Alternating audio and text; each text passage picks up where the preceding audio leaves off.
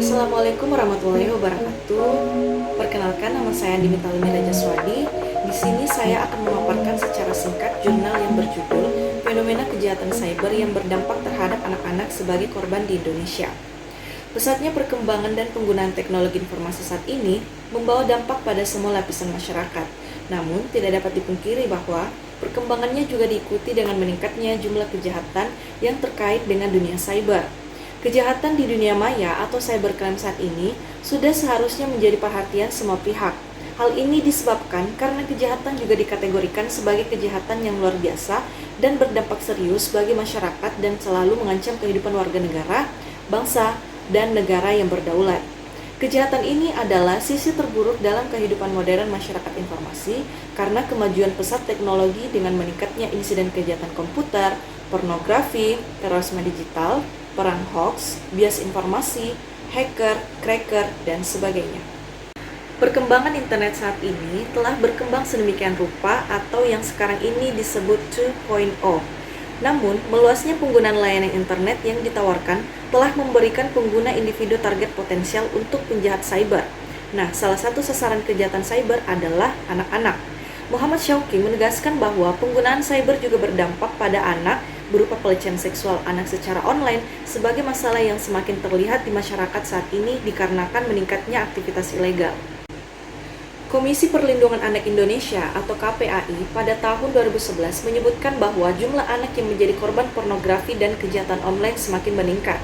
Hingga tahun 2014, tercatat 1022 kasus yang terkonfirmasi.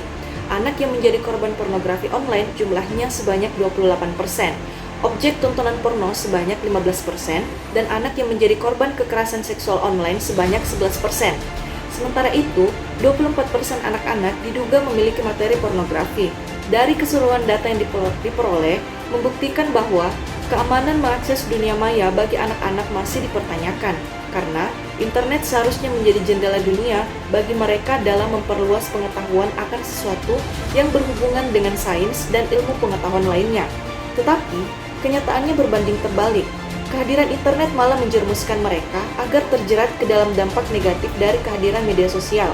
Sehingga hal ini merupakan bentuk nyata dari kejahatan cyber terhadap anak, di mana maraknya kasus prostitusi anak yang dijual kepada konsumen seks anak. Bareskrim Polri berhasil membongkar salah satu sindikat kejahatan ini. Anak-anak yang diperdagangkan tidak hanya secara offline tetapi juga secara online.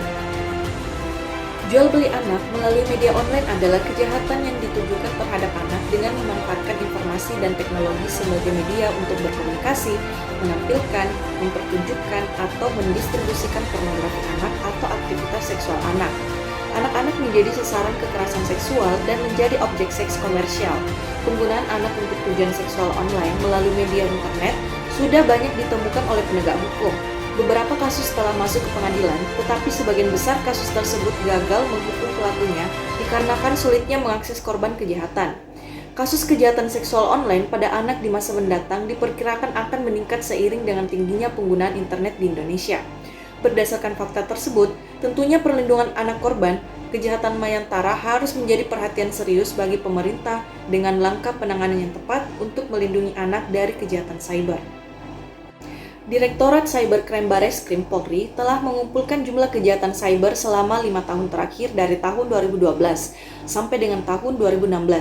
Adapun data kejahatan pornografi anak pada tahun 2012 tidak terdapat kasus. Kemudian pada tahun 2013 terdapat 1 kasus dan dapat diselesaikan. Kemudian masuk pada tahun 2014 sejumlah 8 kasus yang masuk, tetapi hanya 5 kasus yang dapat diselesaikan.